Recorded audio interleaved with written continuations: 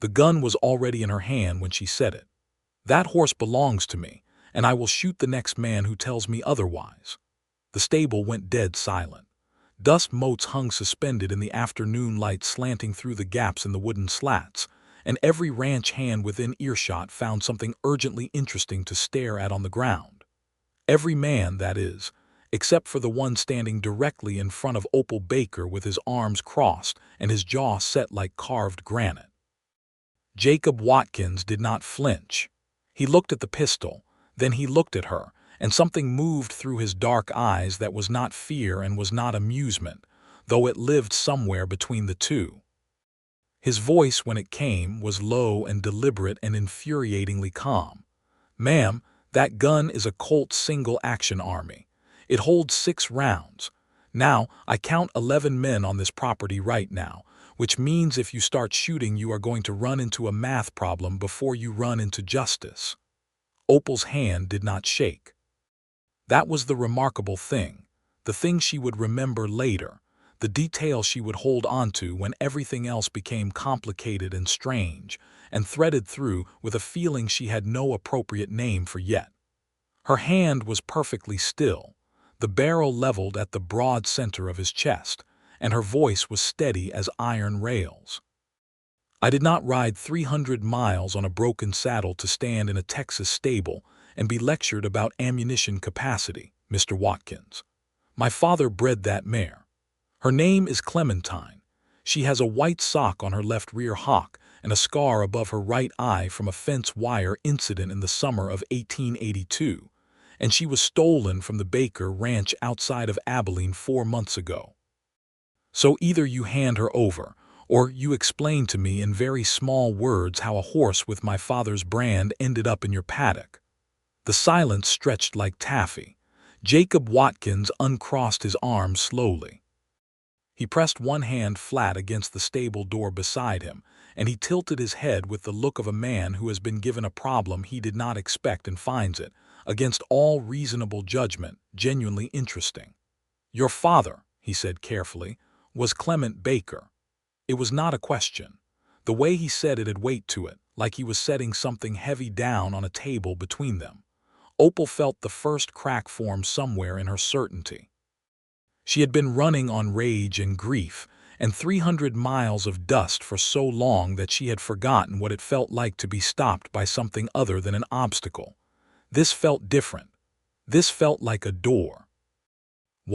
She said, and her voice held steady, though something inside it changed.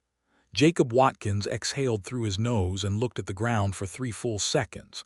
When he looked back up at her, the calculation in his eyes had shifted to something that looked uncomfortably like sorrow. "Then we need to talk," he said. "And you should probably put the gun down first, because what I am about to tell you is going to be hard enough to hear without also trying to hold your arm steady through it." She did not put the gun down, but she did lower it 2 inches. It had all begun 6 weeks earlier, on a Tuesday morning in Abilene that smelled like rain that never came. Opal Baker was 24 years old and had been running the Baker family ranch largely alone since her mother passed of fever 3 years prior. Her father, Clement Baker, had been a horse breeder of some regional renown, a man with a talent for picking bloodlines and a stubborn streak wide as the Cimarron River. He had also, as Opal discovered in the weeks following his death from a rattlesnake bite in late March of 1883, possessed a financial situation considerably more desperate than he had ever let on to her. The hidden truth of her father's debts was the first betrayal. It arrived in the form of a letter from a banker in Abilene named Gerald Pitts, a pinched, officious little man who appeared at the ranch door 3 days after the funeral with a collection of papers that amounted to a verdict. "Your father borrowed against the property, Miss Baker," Pitts said, sitting across from her at the kitchen table and looking at everything in the room except her face.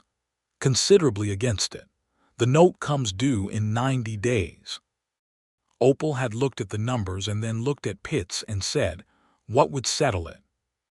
Pitts had given her a figure that required selling most of the herd.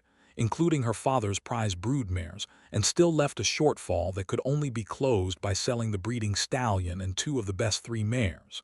She had done the mathematics in her head 3 times before she trusted it, and when she finally set the paper down, she felt something in her chest close off and harden, the way water becomes ice. "I will need 6 weeks," she said. She had meant it as a statement. Pitts had taken it as a negotiation opener and countered with 4. They settled on 5, which was already impossible and became more so when she returned to the paddock that afternoon to find Clementine missing. Clementine was not just any horse. She was the product of 10 years of careful selective breeding, the daughter of a mare her father had purchased in New Mexico, and a stallion with thoroughbred lines that had cost more than the roof on the main house. She had the conformation of a working horse and the speed of a racing one, and she was, conservatively, worth more than everything else on the Baker property combined. Without Clementine, there was no way to close the gap on her father's debt. Without Clementine, there was no ranch.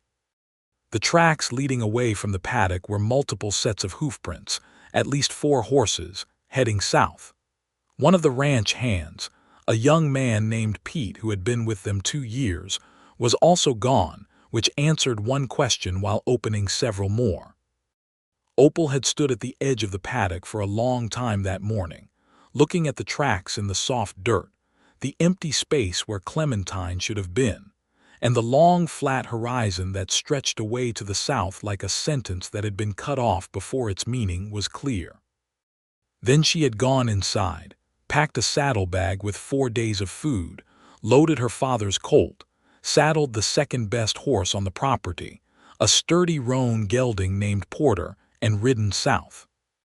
She had followed the trail through 2 counties and 4 towns before a livery man in a settlement called Dry Crossing had told her that a man matching Pete's description had passed through heading toward the Watkins spread outside of a town called Reedsville, driving a small string of horses including 1 chestnut mare with a white rear sock. The name Watkins had rung a distant bell. Her father had mentioned Jacob Watkins once, in passing, the way men mention a rival with a complicated mix of respect and grievance. She had not paid close attention at the time. She paid close attention now. The ride from Dry Crossing to Reedsville had taken her 2 more days, through country that grew progressively more dramatic and unforgiving, red rock formations rising from the flat land like the broken teeth of something enormous, the sun pressing down with a weight that was almost personal. She had slept under the open sky both nights, which she was accustomed to, and had arrived at the Watkins property in the early afternoon of a Wednesday with 3 days of trail dust on her clothes, a headache building behind her left eye, and a clarity of purpose that had burned away every complicating feeling until only the essential ones remained. The essential ones were: her father was dead, his ranch was nearly lost, his best horse had been stolen, and she was going to get it back.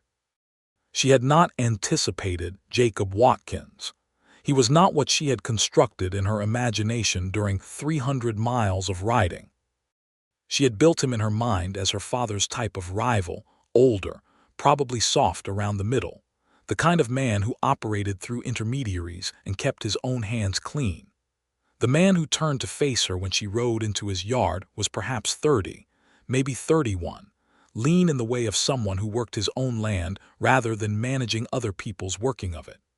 He had dark hair and darker eyes, and the kind of jaw that seemed designed to communicate resolve. He was also, she noted with a distinct lack of appreciation, considerably better looking than a thief had any right to be. None of that had mattered. What mattered was Clementine, visible through the open stable door, standing in a stall at the far end as composed and beautiful and undeniably herself as she had always been. What mattered was the brand on her flank, Baker's mark, clear as day, on a horse in another man's stable. So Opal had reached for the gun, and the rest of that scene played out the way it played out, and now here she was, still holding the Colt at a 2-inch lowered angle, watching Jacob Watkins scrub a hand over the back of his neck with the expression of a man who would very much prefer to be somewhere else. "Talk then," she said. He nodded toward the wide open door at the far end of the stable, the one that gave onto a small yard where a well pump stood and two wooden chairs had been set under the shade of an old cottonwood. "Out there," he said. "It is too dim in here, and I need you to be able to see my face when I tell you this, because you are going to want to know I am not lying." She studied him for a beat. There was something in the directness of that which she recognized as a quality her father had valued, and she herself had inherited, the preference for honesty delivered plainly over kindness delivered sideways. She walked with him to the chairs under the cottonwood, keeping the Colt in her hand though she let it rest against her thigh. She sat when he gestured to the chair, and he did not sit himself but stood leaning against the trunk of the tree with his hat in his hands, turning it by the brim in a slow circle, the way men do when they are trying to find the right starting place for a hard thing. "Your father came to me 2 months ago," Jacob said. "He came to me with a proposition." Opal's expression did not change, but something in her went very still. "He said he was in trouble financially. He said he needed cash quickly and did not want to sell Clementine outright, because she was the only real asset he had left that could keep the ranch viable long term." Jacob stopped turning his hat. "He proposed an arrangement where I would take Clementine for 60 days as a kind of secured loan. He would bring her to me himself quietly, so nobody would know. I would breed her to my stallion, which is a standard-bred line with good speed, and at the end of 60 days either he paid me back $600 and took her home, or I kept her, and the foal as settlement." The silence that followed was so complete that Opal could hear the cottonwood leaves moving in the faint, hot wind. "He never came back," Jacob said quietly. Opal looked at the flat blue sky above the rim of the cottonwood for a long moment. She was constructing things internally, fitting pieces together, and the picture that was forming had the terrible, specific shape of a truth she had not known she was missing. "He died," she said, "at the end of March. Rattlesnake bite, it was fast." Jacob's eyes closed briefly. "I am sorry. I did not know. I had no way to know." He looked at her again, and there was nothing in his expression that looked like a man caught in a lie. There was instead the look of a man who has been sitting with an uncomfortable uncertainty for some time and has just been handed the explanation for it. "He told me he would come by the end of April. When he didn't come and didn't send word, I started to wonder if something had gone wrong. I was trying to figure out how to reach him when I showed up with a gun," Opal said. "When you showed up with a gun." She looked down at the Colt in her hand, and then set it carefully on the arm of the chair. She pressed both hands flat against her thighs and breathed through the tangle of things she was feeling, which included grief, which never really left, and a complicated anger that had lost its clean, clear target and was now distributed across a landscape that was harder to navigate. "What about Pete?" she said. "The hand who rode south with her." Jacob frowned. "There was no hand who brought her. Your father brought her himself. Drove her down alone, and we had a conversation in this very yard, and he drank a cup of my cook's coffee, and we shook hands, and he left before sundown. That was the 2nd week of March." Opal absorbed this. "Then Pete ran off with something else," she said, half to herself. "Or he panicked when my father died and ran before I could come asking questions about missing things." She filed that thought away for later. "There is something else," Jacob said, and the careful tone he used for those 3 words put her back on alert. "I expected there would be," she said. He crouched down so that he was at eye level with her instead of standing above her, a deliberate act, she registered, the choice to make himself less imposing for whatever came next. It was the kind of small gesture that told you something about the architecture of a person. "Your father told me about you," he said. "During that conversation, he talked about you for a considerable portion of it." A pause. "He told me that you were the one who actually ran the ranch, that you had your mother's eye for horses and your grandfather's head for numbers. He said that if anything happened to him, the ranch and the horses would be safer in your hands than any man's he had ever known." Another pause, slightly longer. "He also said he was worried about you. Not because you couldn't manage. but because managing everything alone was using you up in a way he didn't know how to address. The grief came up hard and fast, and Opal pressed it back down with the practiced efficiency of someone who has had to do that many times in rapid succession. She would not cry in this yard in front of this man. She would not. My father, she said evenly, had a habit of discussing family business with relative strangers. He did not discuss it the way a gossip does, Jacob said, and there was a gentleness in the way he defended Clement Baker that she had not expected and did not quite know what to do with. He talked about you the way a man talks when he's proud and worried in equal measure and doesn't have anyone to be honest with. I am a stranger, so he could be honest. Opal looked at Jacob Watkins for a long moment. She looked at his face and made the assessment she was good at making, the one her father had taught her by example before she understood it was a lesson, the reading of character in the specific combination of how someone held themselves and how they spoke and what they chose to say and what they chose to leave out. What she saw did not make this easier. I need Clementine, she said.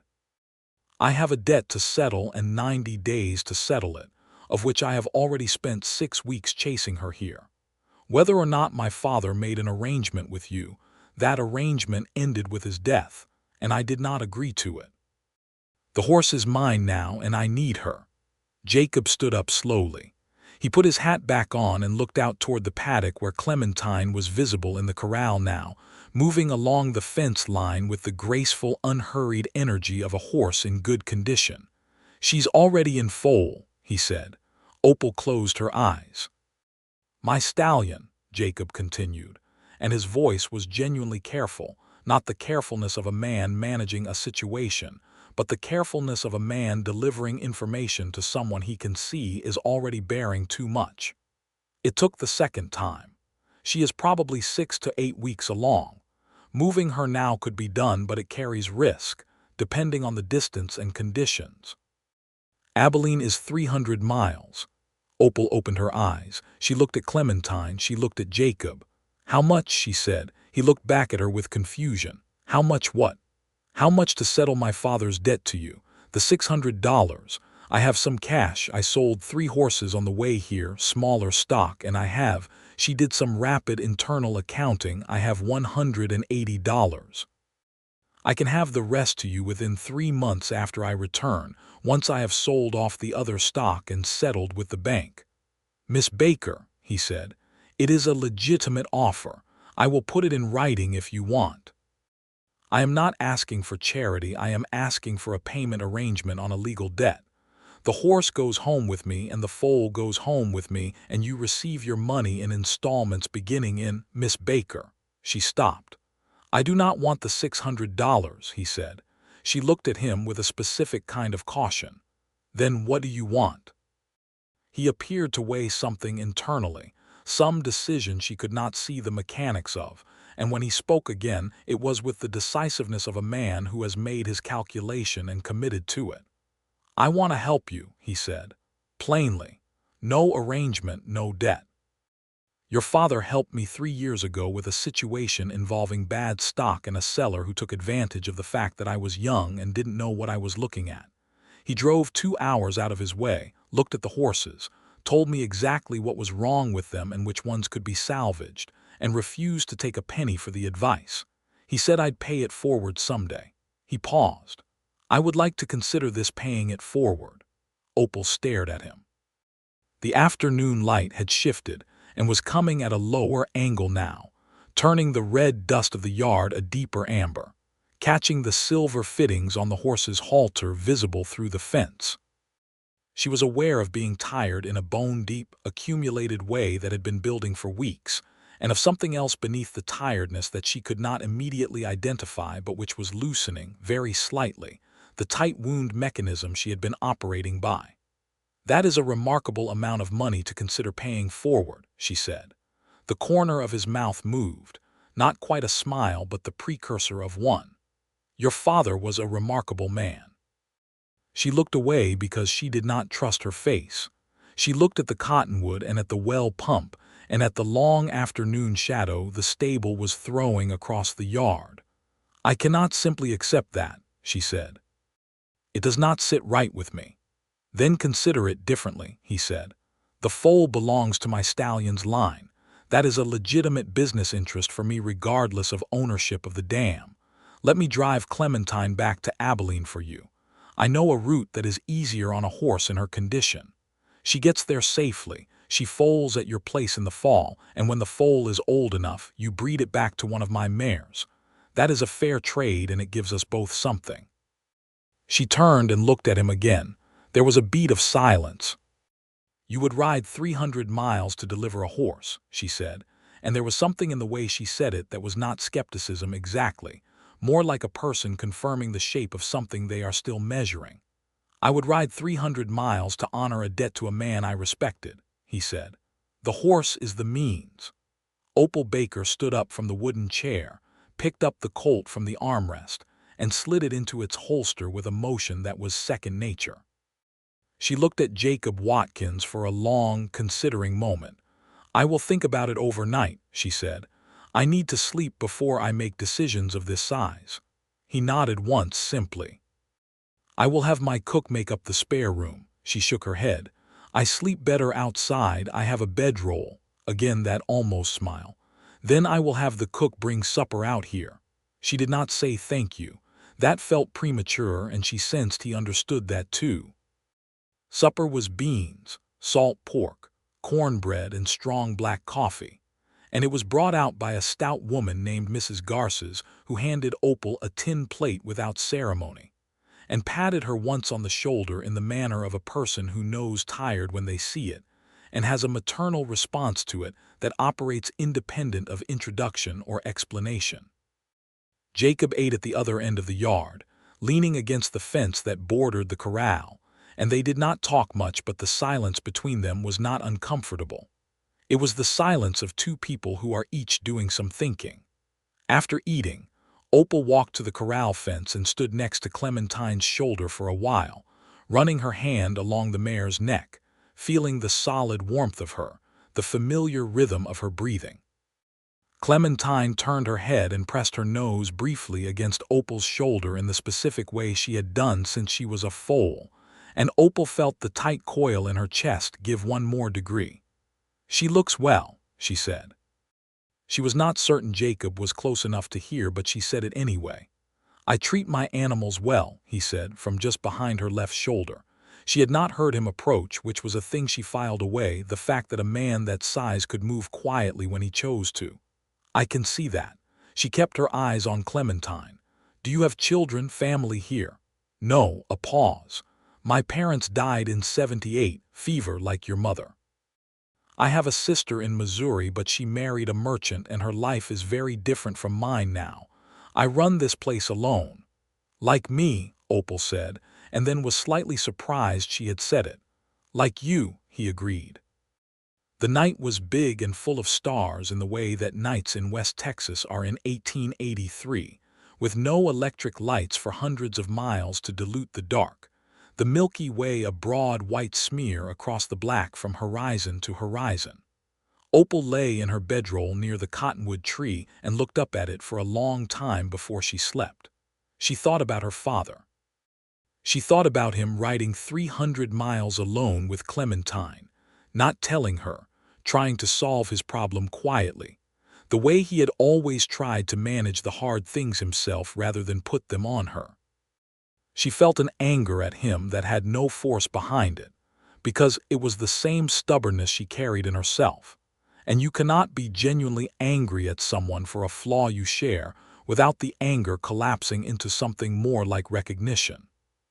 She thought about Jacob Watkins and the careful way he had talked about her father, and the quality of the silence he had extended to her in the yard, and the fact that he had not once, in the entire conversation, told her what she should do or indicated, even by implication, that the situation was too complicated for a woman to manage.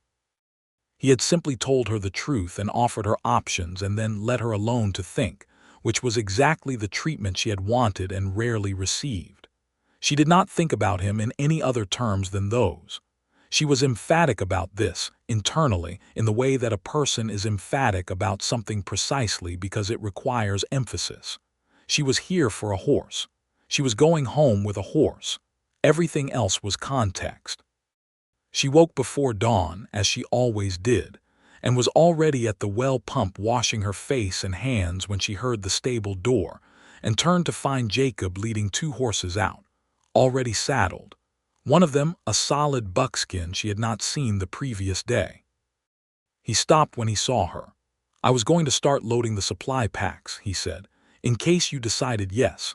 But if you decided no, I was also going to start loading the supply packs, because some of the back paddock fencing needs running repair and that requires riding out early." He paused. "I'm trying to indicate that I was not presuming." She looked at the horses and then at him and then at the pale band of orange that was beginning at the eastern horizon. "I decided yes," she said. "But I will carry my own supplies." The preparation for departure took the rest of the morning. Jacob had stock to arrange before he could leave, instructions to give to his foreman, a man named Crawford who had the deeply competent demeanor of someone who has run operations for a long time, and will continue to do so regardless of whether the principal is present. Opal used the time to check Clementine over thoroughly, examining the mare's legs, condition, and temperament with the practiced attention of someone who had been doing it since she was old enough to reach the horse's shoulder. What she found confirmed what Jacob had said. Clementine was in excellent condition, well-fed, well-shod, and showing the early signs of her pregnancy without any concerning symptoms. She also used the time to have a conversation with herself about the fact that a man she had met roughly 18 hours ago, while pointing a gun at him, had, in those 18 hours, managed to be honest, generous, unexpectedly kind, and possessed of a quality of quiet attention that she found considerably more unsettling than rudeness or obstruction would have been. Obstruction she knew how to deal with. This she was still calibrating. They left at mid-morning, Opal leading Clementine on a long rein to minimize the mare's stress, Jacob riding the buckskin and handling the pack animal, a sturdy mule loaded with enough supplies for the journey. Mrs. Garces stood in the yard as they departed and handed Opal a wrapped parcel of food without ceremony, and gave Jacob a look that contained, as far as Opal could read it, approximately 14 distinct messages, none of which he acknowledged openly. The first day of riding was largely practical. They covered perhaps 20 miles before Jacob selected a campsite along a shallow creek with good grass and water, a location he clearly knew, and they made camp with the efficient division of labor of two people who are both accustomed to taking care of themselves and have settled, without discussing it, that doubling the hands available can only help. Opal tended to Clementine while Jacob set the fire. He cooked and she cleaned up, which was the inverse of what social convention in 1883 would usually prescribe, and neither of them remarked on it. She appreciated this more than she would have been comfortable admitting. In the firelight that evening, Jacob asked her about the ranch, and she told him about the horses, the breeding program her father had built, the specific lines she wanted to develop, the ones she wanted to phase out, the challenges of water rights in a dry year, the cost of feed when the grass burned up in August. She talked about it with the direct, technical authority of someone who knows exactly what they are talking about, and is accustomed to having that authority questioned and having to prove it. And she watched his face while she talked for the first sign of the particular kind of inattention men sometimes showed when a woman discussed business, the slight glazing of the eyes, the polite but hollow nodding. He asked intelligent questions. Not performatively intelligent, but actually precise, about things she had mentioned only in passing, following the thread of her meaning accurately enough to suggest he had been listening closely and understood what he was hearing. "You could expand the operation," he said at one point, "with the right stallion." "I know," she said. "I have been thinking about it since before my father died." He was cautious. He believed in building slow and solid. "I respect that, but the market for quality horses is shifting. The railroads, the cavalry contracts, the cattle operations moving into the northern territories. The demand is there. What has stopped you? She looked at the fire for a moment. Capital, she said simply. And time. And the fact that I cannot be in two places at once, which is frequently what the operation requires. He nodded, not with the sympathy of someone who is sorry for you, but with the recognition of someone who has encountered the same wall himself. What about partners? He said, and then, as if aware of how that might land, added, business partners, a neighboring operation with complementary stock. She looked at him. He met her look without flinching, which she had already established was characteristic of him. That is a conversation for another time, she said. Fair enough, he said, and they let the fire burn down and turned in. The second day was more difficult. The route Jacob had chosen was indeed gentler on Clementine than the most direct road would have been, but it ran through broken country that was hot and dry and required more attention to navigation than the first day's more open terrain.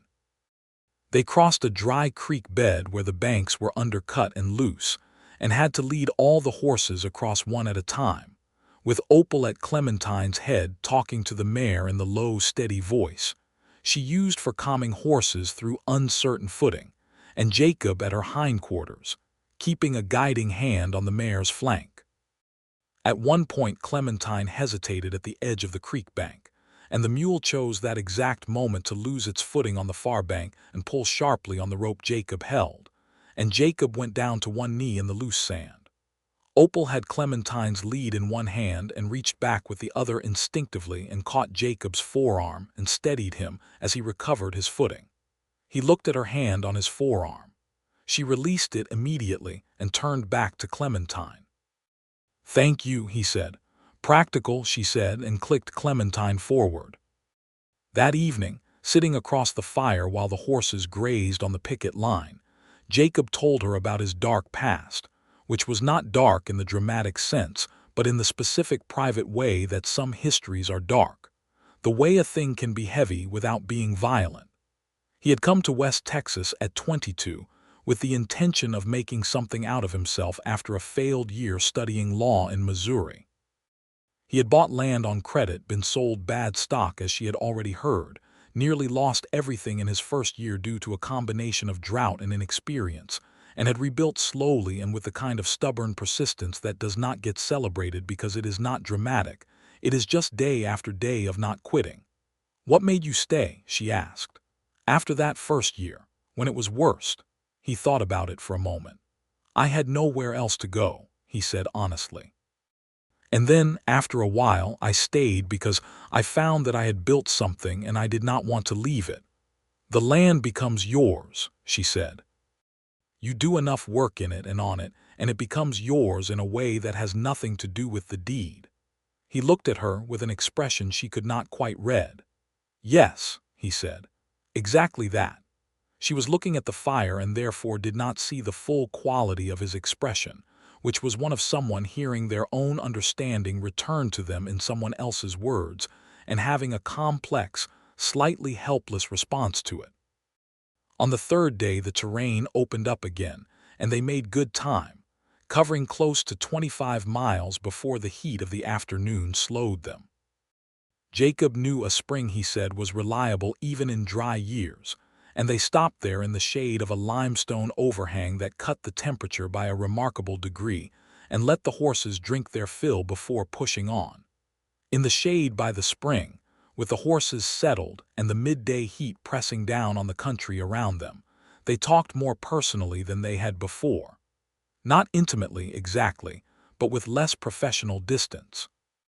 He told her his full first name was Jacob Thomas Watkins, that Thomas had been his grandfather's name, and his grandfather had come to Texas from Virginia in 1848, that there was a family stubbornness that apparently ran true across generations, and manifested in an inability to abandon something once commenced. She told him that Opal had been her grandmother's name, a woman she had never met but who had been, by all accounts, the actual person running the Baker household for 40 years, while her grandfather ran the horses, and believed himself to be running everything.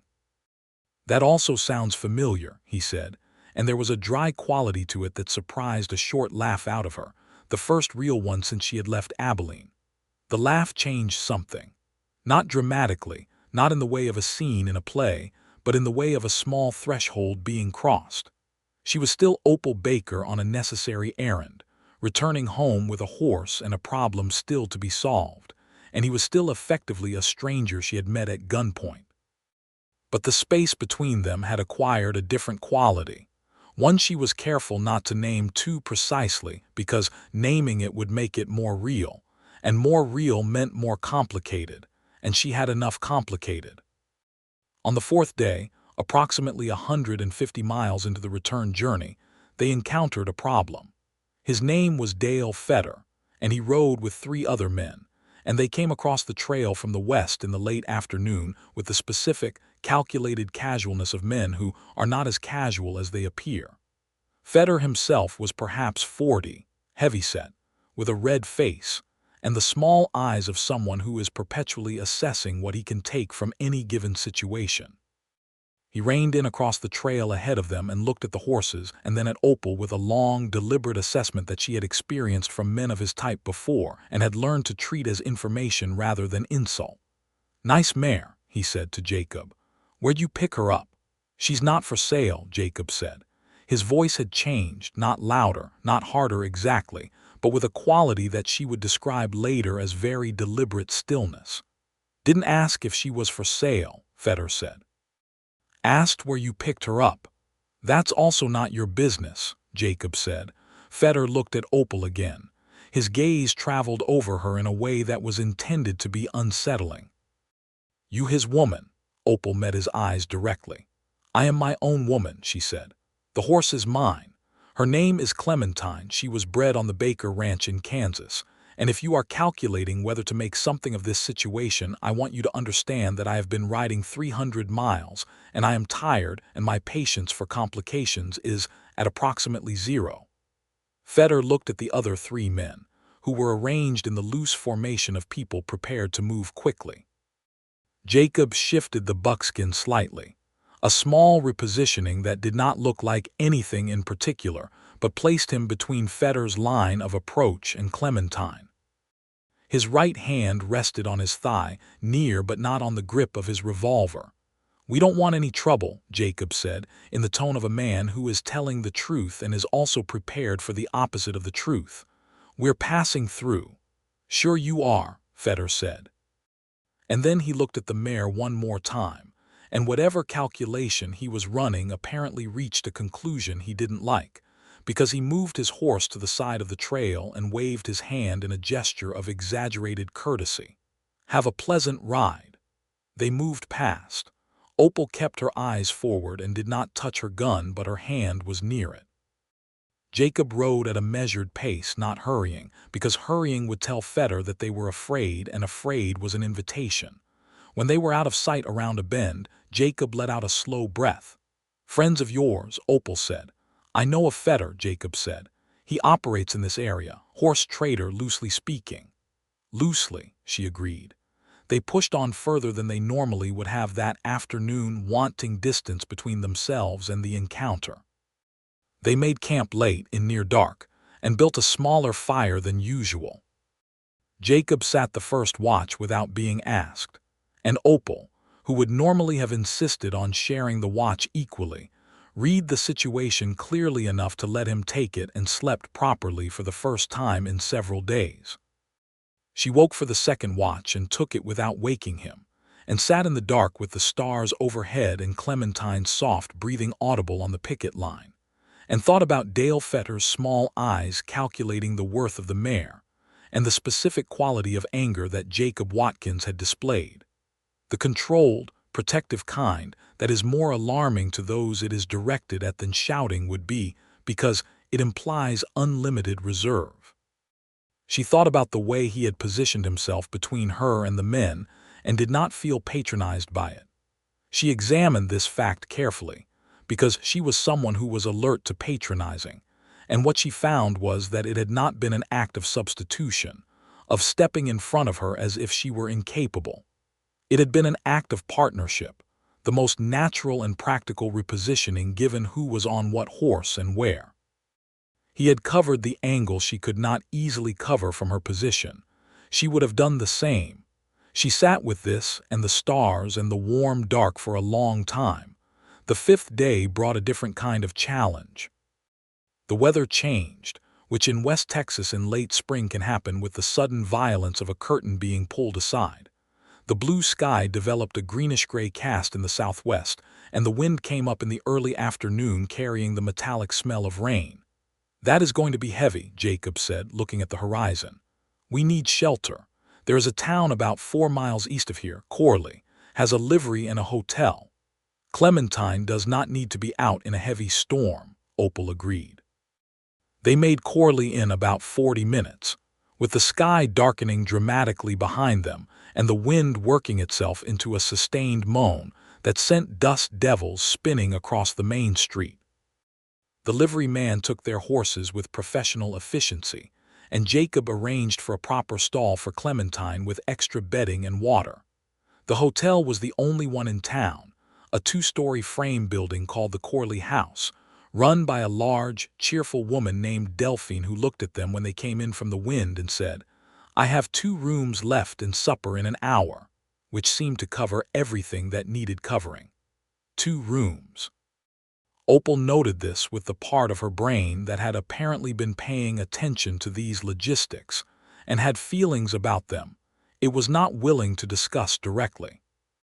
Supper in the small hotel dining room was the best meal either of them had eaten since leaving the Watkins spread. A proper beef stew with biscuits that were hot from the oven, and a berry pie that Delphine brought out with the satisfaction of someone presenting evidence of their finest skill. The storm arrived during supper, full thunder and lightning, and rain sheeting against the windows, with the particular violence of Texas weather that has been building up force for a long distance before it arrives.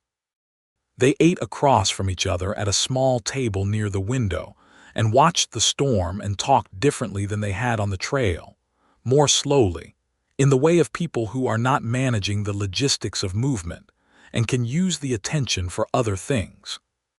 He told her about a horse he had bred 3 years ago that had turned out to have a combination of qualities he had not expected, speed and steadiness, and an unusual sensitivity to its rider's mood, and how that horse had changed his thinking about what he was trying to build on his operation. She told him about the first horse she had ever broken herself, at 16, a young gray gelding her father had called impossible and whose particular kind of difficulty had turned out to be not stubbornness but fear, and how understanding that distinction had been a kind of education that extended well beyond horses. "That is a useful skill," Jacob said, "the distinction between difficult and afraid." She looked at him. "Yes," she said, "it is." There was something in the air between them that the storm seemed to amplify rather than interrupt, the way certain atmospheric conditions make sounds carry further. She was aware of it the way you are aware of a sound that is just at the edge of hearing, present but not yet entirely legible. "Your father said you had been engaged," Jacob said, and then appeared slightly surprised at himself as if he had not entirely planned to say it. Opal's expression did not change. "He told you that. I am sorry. That was—" "It is fine," she said. "It was 4 years ago. He was a good man and a poor match. He wanted a conventional wife, which I was not able to be, and the recognition of that fact was mutual if painful. We parted without bitterness." She paused. "My father told you this why?" "In the context of worrying about you," Jacob said carefully. "As I mentioned, he worried that running the ranch alone was using me up," she said. "Yes, you mentioned." She looked at the window at the storm battering the glass. "My father had a particular talent for worrying about the right things in the wrong way." Jacob smiled at that, a real smile, and it changed his face in a way that was, she thought, entirely unfair. "What about you?" she said, because fairness demanded it. "You said no family here. That implies there was no one to become family." "There was someone," he said, "in my first year, a woman in the nearest town, daughter of the mercantile owner. She was good and patient, and she waited through a year of my building the operation, and at the end of that year, she made a reasonable assessment that the man she was waiting for would always be building the operation and would never be done with it, and she married a schoolteacher from Ohio who was already finished with his building. He said it without bitterness, with the equanimity of someone who has thoroughly processed a thing. She was right about me. I do not know if I was the kind of man someone could build a life with back then. And now, she said, and heard the question fall out of her and wanted briefly to take it back. He looked at her for a moment that was perhaps half a second longer than necessary. I think, he said, that I have been building for long enough that I know what I have built, and I think that changes a man's sense of what is possible. The storm cracked a particularly dramatic thunder at that precise moment, which broke the tension in the way that dramatic atmospheric events sometimes do, providing cover for both parties to reach for their coffee cups and redirect their attention to the window with the excuse of looking at the rain. "I will not sleep well in a bed," Opal said, a moment later. "You could sleep on the floor," he suggested. She looked at him. "Could I?" "I only mean that if the mattress is genuinely too soft, and some people truly cannot sleep on hotel mattresses." "I was being ironic," she said. "I know," he said, and there was that smile again.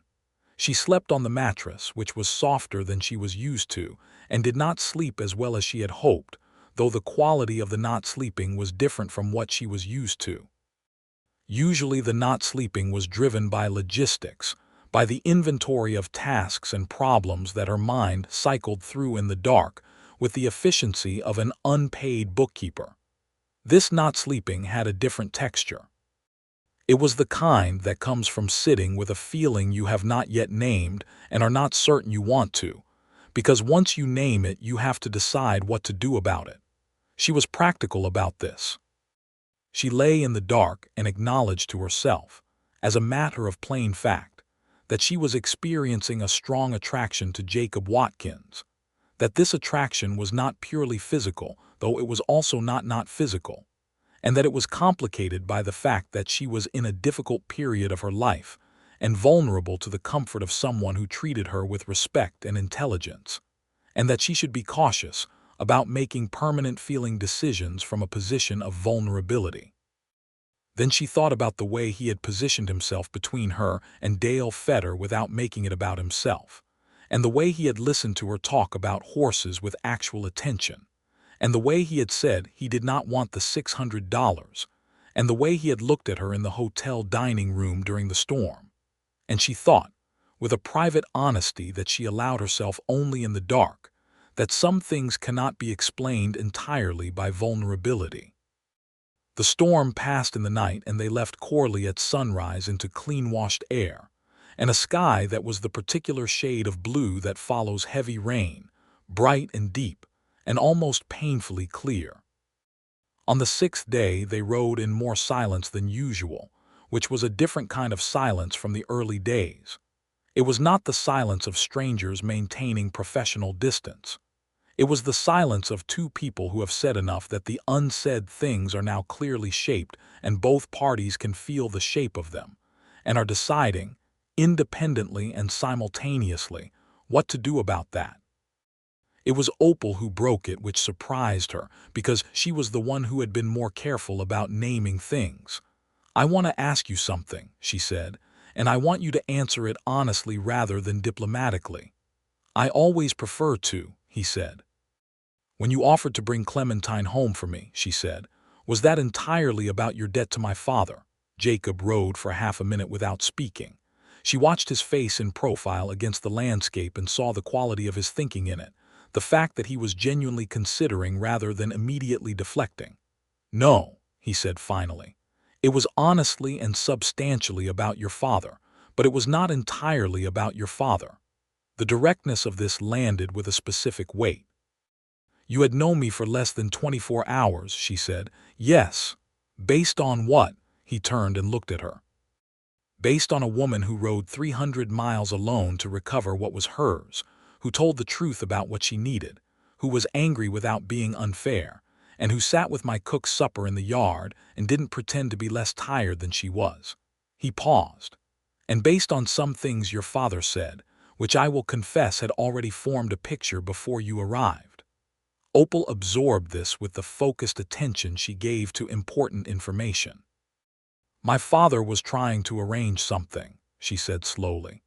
It was not an accusation, it was a realization, assembled piece by piece from things she had been hearing for days and had not quite let herself assemble. Jacob had the grace to look slightly uncomfortable. I think, he said carefully, that your father was a man who saw a problem and addressed it in the way that made sense to him, which was to put people in the same place and let them draw their own conclusions.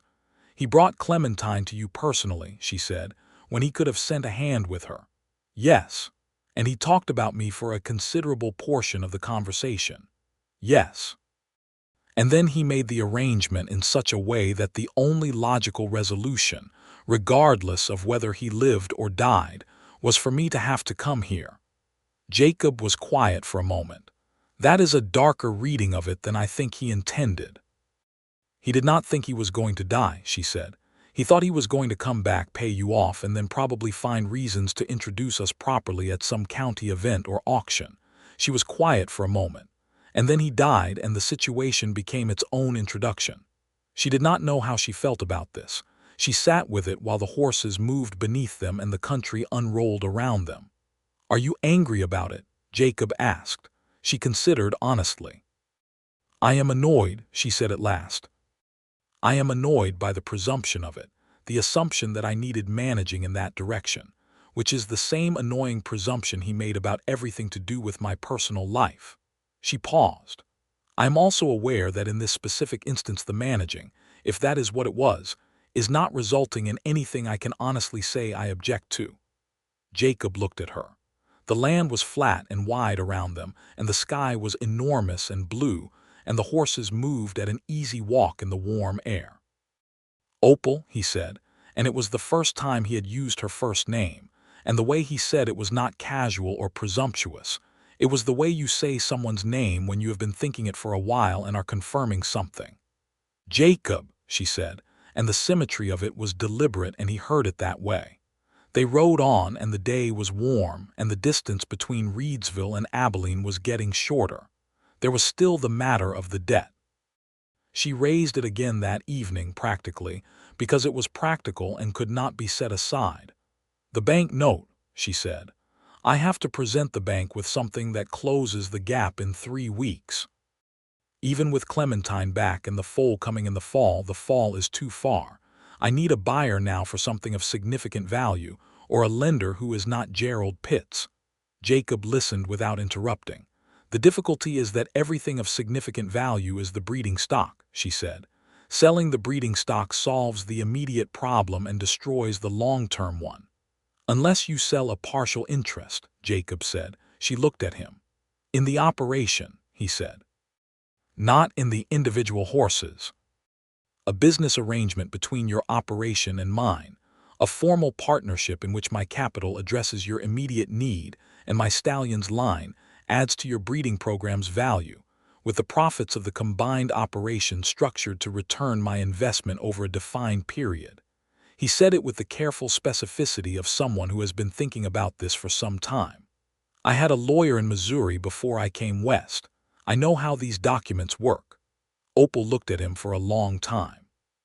You have been working on this, she said. I have been thinking about it, he said, which is not the same thing yet. What would you want from it, as a business arrangement? A fair return on the capital. A breeding agreement for the foal Clementine is carrying and for future seasons. And he paused, not with hesitation but with the careful precision of someone placing a thing exactly where they mean to place it, the opportunity to discuss whether the arrangement might become something other than a business arrangement, at a time and pace that makes sense to the people involved. She looked at him. He met her eyes with the absolute directness she had come to understand as his characteristic quality. You are proposing a business partnership, she said, with the explicit possibility of a different kind of partnership later. I am being honest about what I am hoping, he said. I am not attaching a condition. The business arrangement stands on its own terms regardless, but yes, that is what I am hoping. Opal Baker had been raised by a man who valued honesty and believed that most problems became more manageable when discussed plainly. She had spent her adult life applying this principle to every domain of her life: horses, finances, negotiations, and relationships, and she had found it consistently superior to the alternative, which was allowing things to remain obscure until they became crises.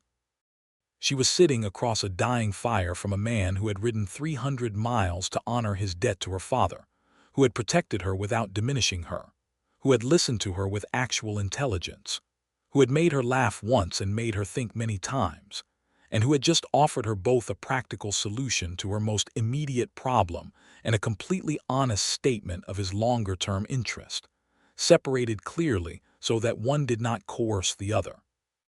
She was aware of the forbidden nature of certainty in her own emotional position. She was aware of the fact that she had known him 8 days. She was aware of the difference between what she felt and what it was wise to say. "I accept the business arrangement," she said. "The other question requires time." "I know," he said. "I did not expect otherwise." "You are very patient for someone who appears to already know what he wants," she said. "I have been building things for long enough," he said, and it echoed what he had said in the hotel, and she heard it that way, and he knew she did, to understand that the quality of what you build is determined by not rushing the foundation. She went to bed that night with the feeling she had been carefully not naming sitting openly in her chest like a fire that had been banked, but was not going out. The final days of the journey had a different quality. The business arrangement had been named, and the other thing had been named, loosely, and both were now present in the space between them without urgency or pressure, which gave the remaining miles a strange and particular warmth. They talked more easily and more personally. He told her about the books he had read and the opinions he had formed. She told him about the arguments she had with her father about expansion, and the argument she had had with herself about whether she was holding back his vision or protecting his work, and how she had never resolved that question before he died, and how that irresolution was one of the things that lived in the raw interior of her grief. Jacob did not offer solutions to this.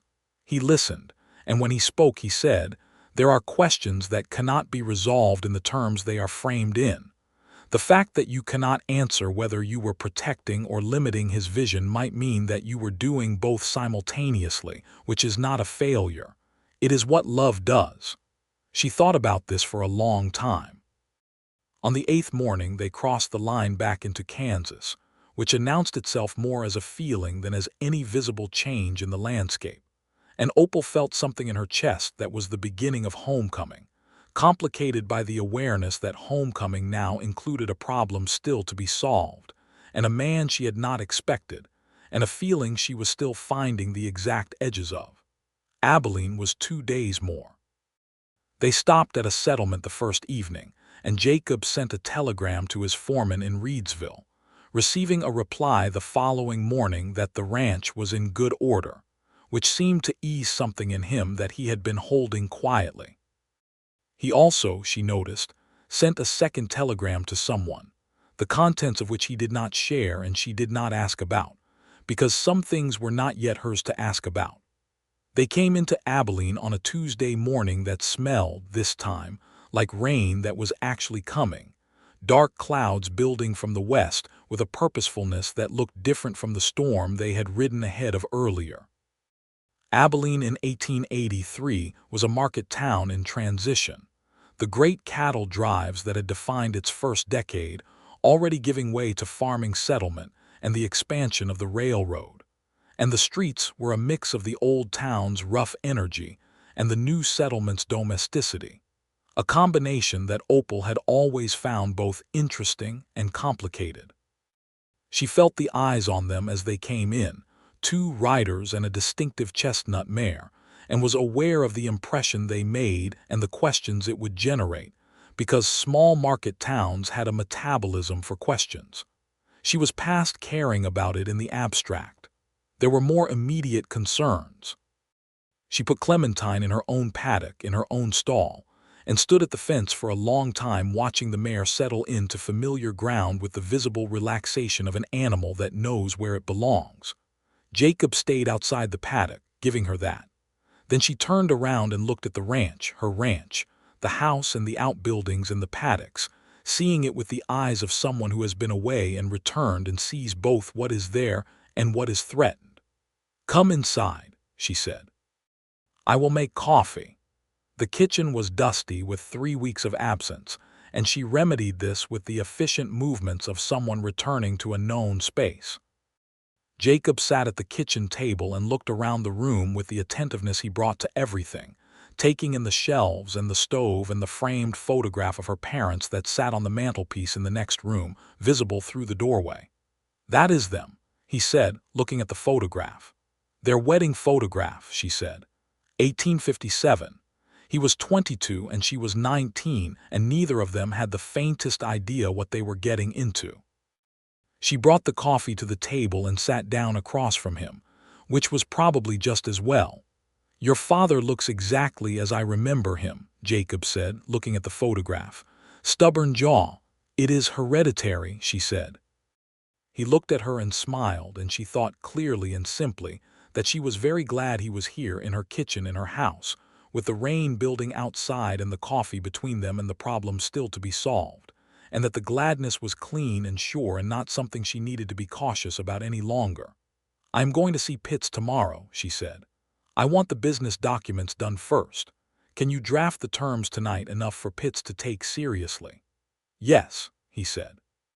They spent the evening at the kitchen table drafting the terms of the partnership, which Jacob wrote out in a clear, clean hand, with the facility of someone who had the legal education even if he had not completed it, and Opal reviewed with the precision of someone who did not sign anything she had not read entirely and understood completely. They revised 3 clauses, agreed on the revised language, and had a document by 9 in the evening that was not a formal contract, but was a binding letter of intent on its terms. The next morning, Opal walked into Gerald Pitt's office at the Abilene Bank and set the letter of intent on his desk along with a payment of $150 in cash, which represented the immediate application of Jacob's partnership capital to the debt. Pitts read the document. He read it again. He looked up at her with the expression of a man who had expected a different kind of conversation and is rapidly recalculating. "This is a substantial operation, this Watkins spread," he said. "It is," Opal agreed, "and he is prepared to capitalize the Baker operation as described. He is prepared to enter into a formal business partnership, yes. The legal documents will be completed within the week." Pitts looked at the letter again. He looked at the cash. He did his own calculating, and the calculation was not purely financial. There was something in it she read as the assessment of a man who had expected a woman in crisis and has encountered a woman with a solution, and who finds this mildly disconcerting.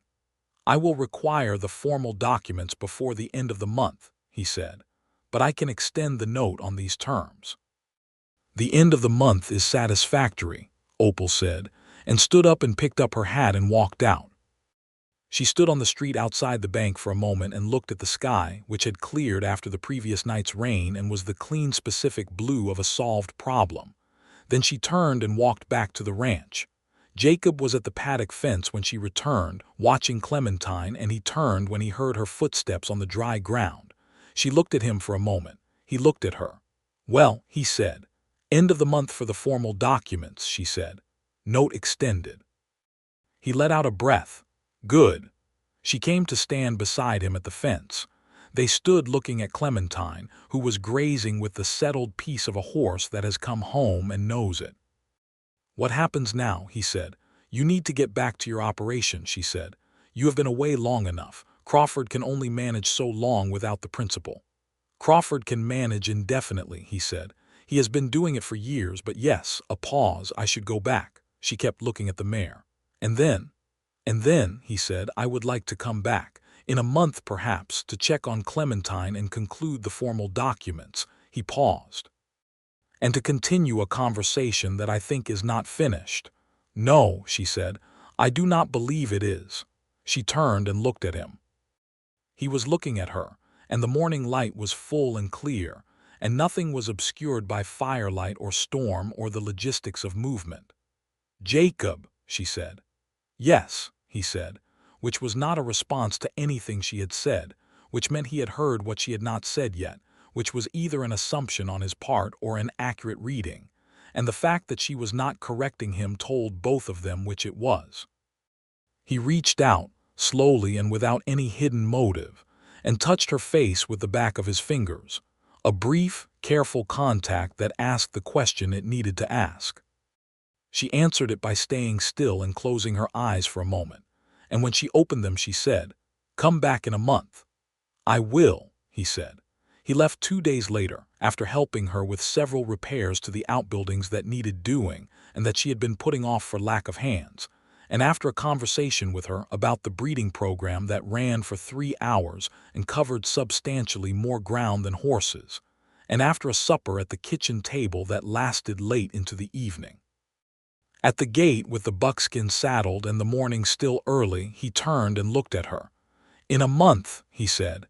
"In a month," she agreed. He rode south and she stood at the gate and watched him until the flat land took him, and then she turned and went back to the ranch and the work that was waiting. The month was long. She would not have said so to anyone, because she was Opal Baker and she did not say such things. But the specific quality of the days in which Jacob Watkins was not in them was different from the days before she had met him.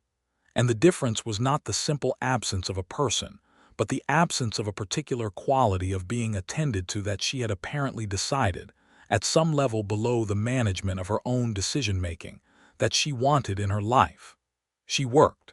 She always worked. The ranch demanded it, and she met the demand without complaint, because the work was hers, and it was good, and she was good at it. She tended Clementine with particular care, monitoring the pregnancy and consulting with the town's veterinarian, a capable older man named Dr. Holt, who said the mare was progressing well and would likely carry to term without complication. She received letters from Jacob. The first arrived 3 weeks after his departure, written in the same clear hand as the partnership documents, and covered several pages discussing the final terms of the formal agreement, which a lawyer in Abilene had been engaged to draft. But it also, woven into the business discussion in a way that was deliberate, and she recognized it as deliberate, included observations about the country he had ridden back through, and a question about whether she had ever considered how the landscape changed the thinking of the people who lived in it, whether the flatness made people different from those who lived in broken country, and what kind of person living between the two would be. She wrote back. Her letter was also long, also woven, and she signed it with her full name, Opal Marie Baker, which was not how she usually signed her name to anyone, and she looked at it for a moment before she folded the letter and addressed it, and then she left it as it was. He came back on the 28th day, which was 2 days early, and she was at the paddock with Clementine when she heard the horse come through the gate and turned, and the fact of the feeling that moved through her when she saw him ride into the yard was information she had been telling herself she already knew, but which, apparently, she had needed to experience in order to understand the full size of it. He swung down from the buckskin and let the horse stand at the gate and walked toward her, and she came away from the paddock fence toward him, and they met in the middle of the yard in the afternoon light with the summer heat pressing down on everything. 2 days early, she said. "I know," he said. "I decided the documents could be signed early." "The documents," she said. "And other things," he said. She looked at him, and all the careful management of her internal state for the past month was simply no longer something she had any interest in doing, because some things are not improved by management, they are only delayed, and she had delayed this long enough. "Jacob," she said. "Opal," he said. And then she stepped forward and he closed the remaining distance, and his arms came around her, and she kissed him in the middle of the yard in the full afternoon light with no storm to cover it and no fire to blame it on. And the feeling was exactly as sure, and as large and as right as she had known it was going to be, with the specific quality of something that has been true for a while and is finally being allowed to be said. They stayed there for a long moment, and when they separated it was only by a few inches, and his hands were still on her waist, and she had her hands on his chest where she had put them when she kissed him, and neither of them said anything because there was nothing that needed saying immediately, and they had both been talking and thinking for a month, and the quiet was welcome.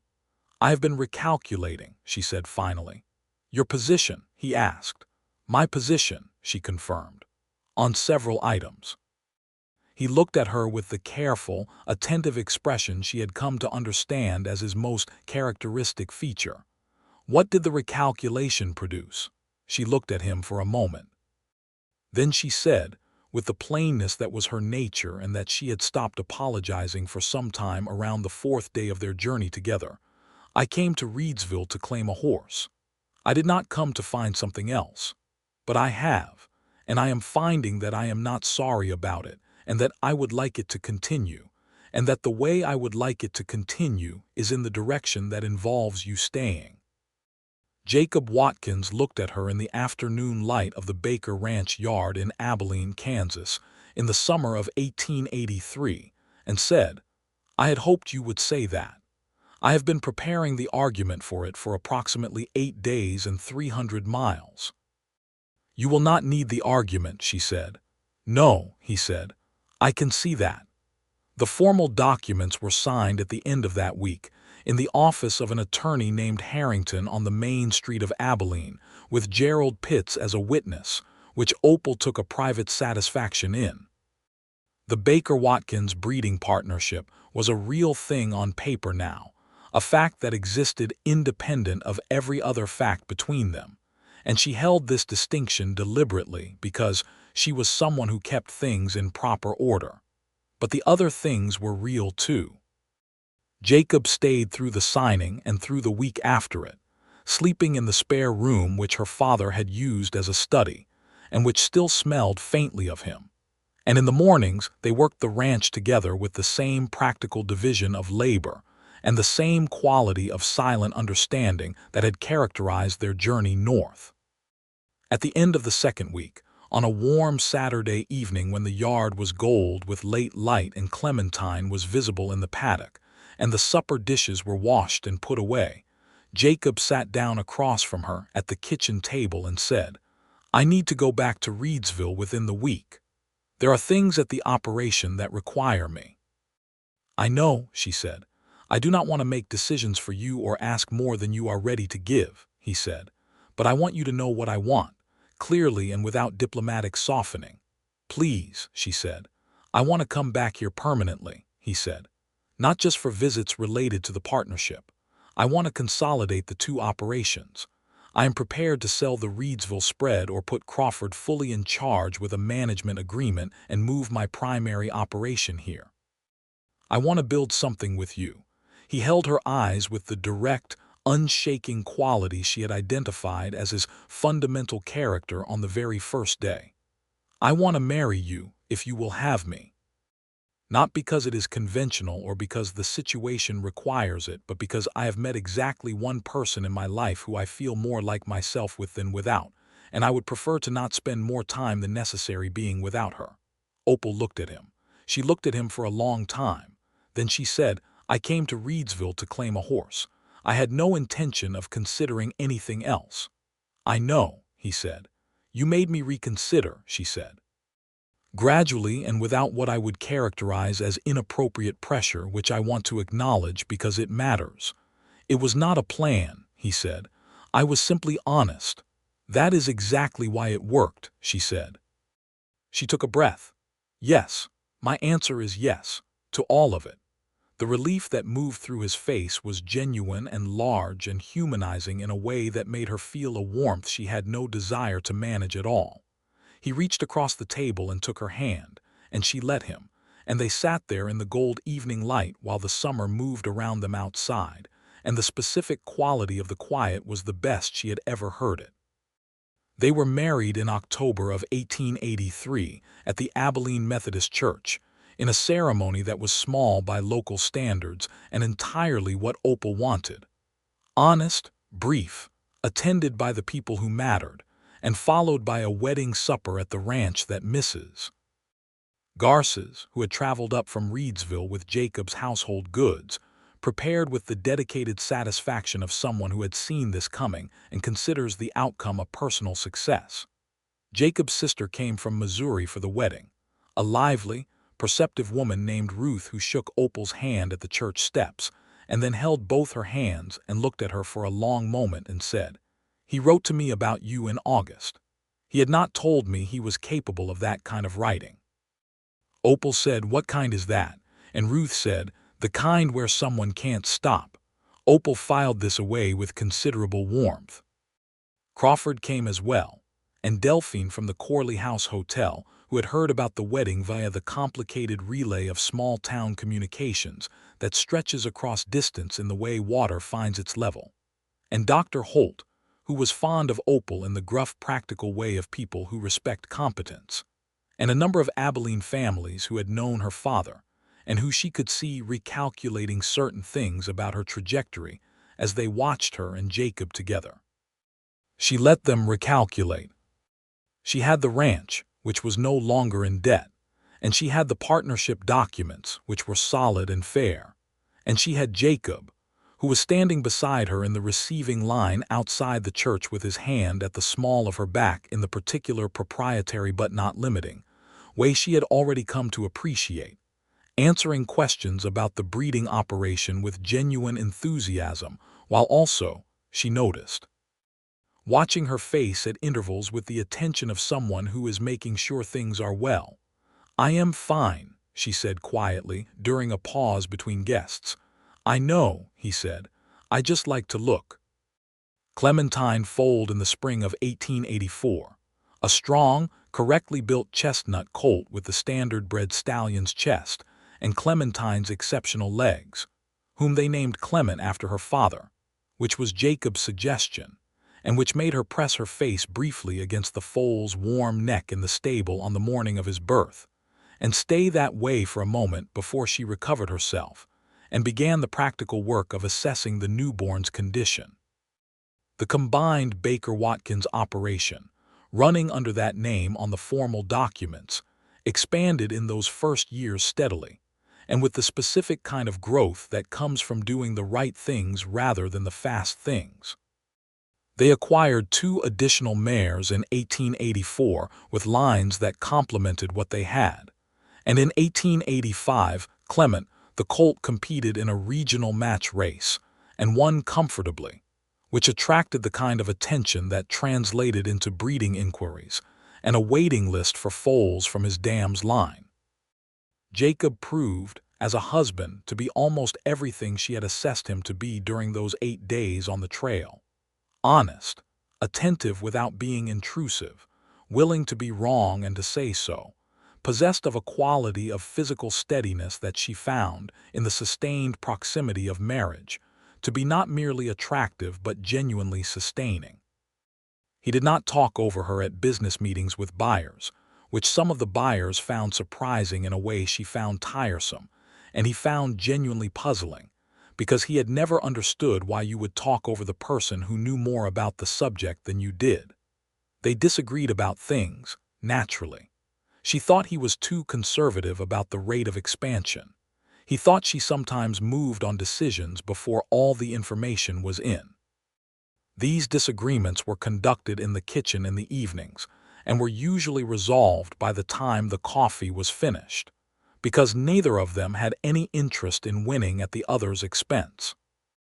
In the fall of 1884, she told him over breakfast that they were going to have a child, and he set down his coffee cup and looked at her, and then stood up and came around the table and put his arms around her with a care that acknowledged everything at once, the joy and the weight of it and the change it represented and the things they would need to prepare.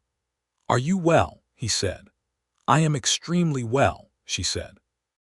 Their son was born in the spring of 1885, a considerable baby with dark hair, and Jacob said with great satisfaction, his father's jaw, which Opal disputed on the grounds that the jaw in question was entirely generic and could belong to anyone.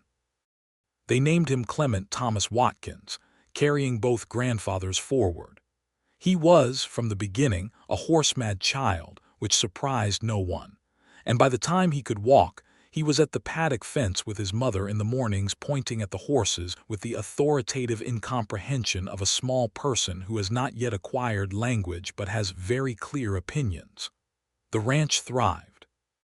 The partnership between the Baker and Watkins operations, consolidated now fully into one property and one enterprise running under the Baker-Watkins name, was by 1886 one of the better-regarded breeding operations in Kansas and northern Texas, known specifically for the quality of its working horses, the kind that had both the speed and the stamina and the temperament for sustained work, which was what the cavalry wanted and what the cattle operations needed, and what the new generation of settlers moving into the northern territories were willing to pay premium prices for. They found Pete, incidentally, in the spring of 1886, when a man passing through Abilene who had once worked on a ranch south of Dodge City mentioned to someone at the livery that he had heard about the Baker spread, and wasn't it true that old Clement Baker had had a hand run off with some cash and a saddle the spring after he died? He had settled in a town in the Indian Territory and was working an honest job at a merchant's, and apparently had fled not from any plan or scheme, but from pure panicked guilt after Clement died, afraid he would be blamed for the disorder of the estate.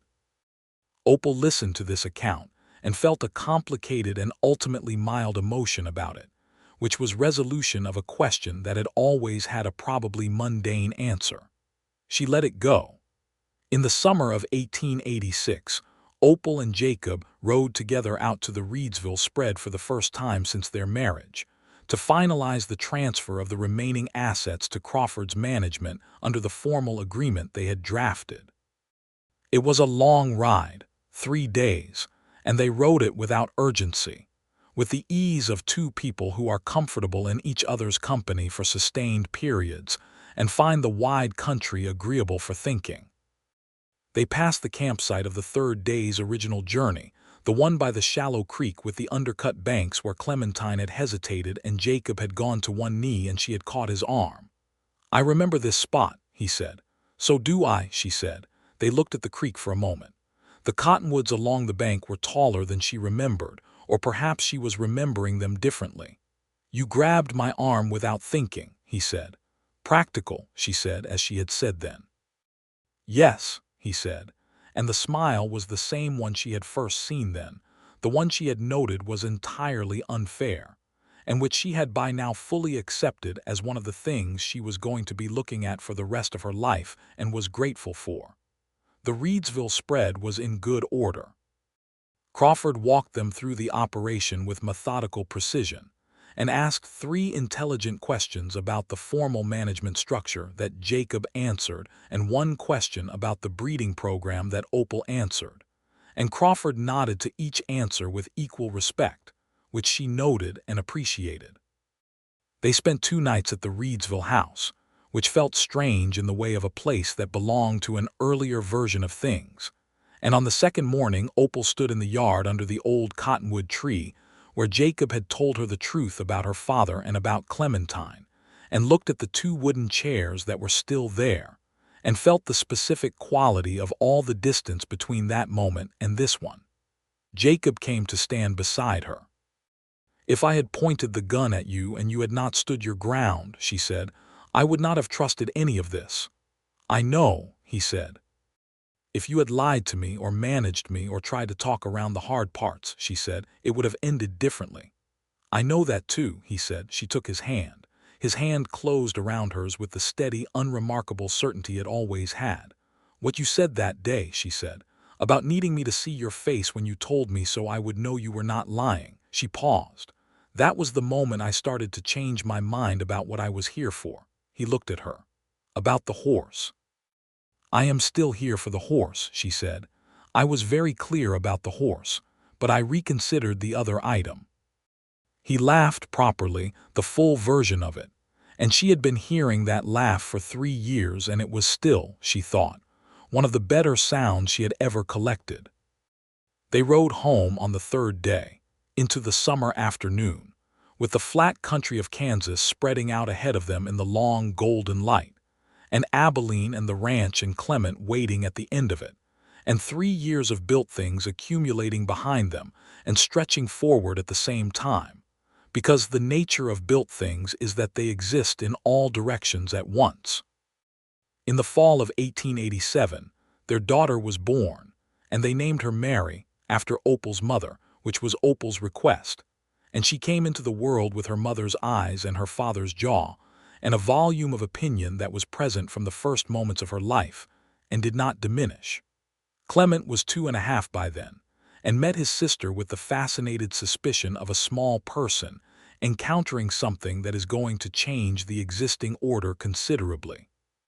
He and Mary grew up on the ranch in the company of horses and the open country, and 2 parents who worked beside each other every day, and argued at the kitchen table and laughed together in the evenings, and treated each other with a consistent, practical care that was not performed for anyone's benefit, but was simply the way of things in that house. Jacob built a proper study in the house in 1888, a room with shelves for books, and a good writing table where Opal could do the accounts and correspondence of the operation without clearing the kitchen table, which she had been doing for years. He built it over a winter, working in the evenings after Clement and Mary were in bed, and presented it to her in March by simply opening the door and standing back and letting her see it.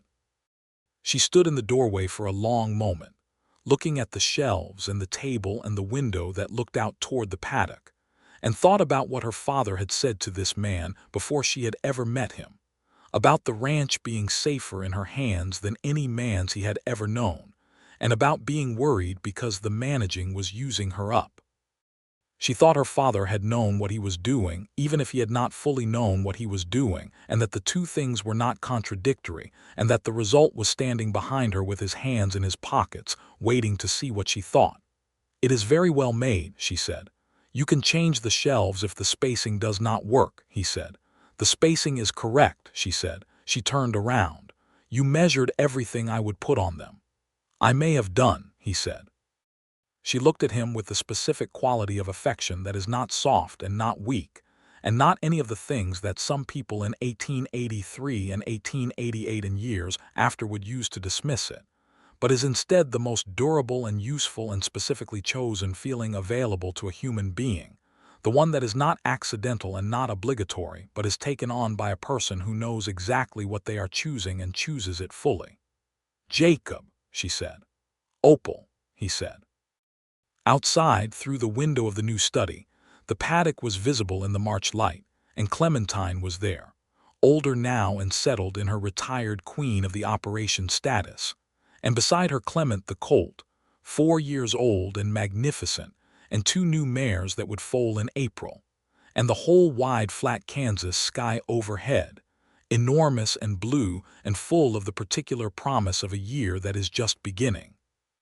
This was the Baker Watkins Ranch in the spring of 1888, and it was built of honest work and honest words and the particular stubbornness that, in the right combination of people, is not an obstacle but a foundation. Opal Baker had come to claim a horse. She had claimed the horse, which was important and practical, and precisely what she had needed, and she would do it again in exactly the same way. But she had also, in the course of claiming the horse, encountered a man who stood his ground when she pointed a gun at him, and told her the truth when truth was hard, and made the distance between Reedsville and Abilene feel both too long and not long enough, and who built her a study in the winter evenings after measuring the things she would put in it, and who said her name like he had been thinking it before he said it. She had reconsidered one thing, and she was not sorry about it at all.